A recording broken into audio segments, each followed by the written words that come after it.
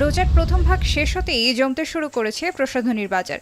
ঈদকে কেন্দ্র করে জেলার বিভিন্ন মার্কেট, শপিং কমপ্লেক্স ও দোকানগুলিতে বাহারি প্রসাধনী এনেছেন বিক্রেতারা। এর মধ্যে নারীদের প্রথম পছন্দ মেহেদি। নতুন পোশাকের সৌন্দর্য বাড়াতে চলছে কসমেটিক্সের কেনাকাটাও। দেশীয় পণ্য তো অনেক ভালো, তারপরে মেহেদি আছে, সাবান আছে, আরো অনেক কিছু আছে। দেশীয় পণ্য হিসেবে মানে ভালো। ছোটবেলা থেকে আমরা এই মেহেদিটা ব্যবহার করে আসছি এবং এটা অনেক ভালো।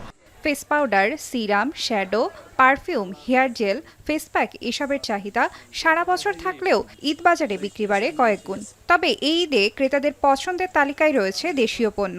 এই মেহেদির চাহিদা অনেক বেশি এবং এই মেহেদি অনেক স্টক করছি। মমতাজের এই প্রোডাক্টগুলি সবই মোটামুটি ভালোই চাপ আছে বিক্রির। ব্যবসায়ী নেতারা বলছেন, এবারের ঈদে দেশীয় ব্র্যান্ডের প্রাধান্য দিচ্ছেন। গুণগত মান ভালো হওয়ায়, পাশাপাশি দামও তুলনামূলক কম হওয়ায় বাড়ছে ক্রেতাদের চাহিদা। দেশীয় পণ্যের যে কারখানাগুলোয় আমাদের দেশীয় শ্রমিকরা কাজ করে, সেই জায়গা থেকে তারা উপকৃত হয়, আমরা উপকৃত হই এবং টোটাল এই জায়গা থেকে আমাদের দেশেরও জিডিপিতে তারা অবদান রাখতে পারতেছে।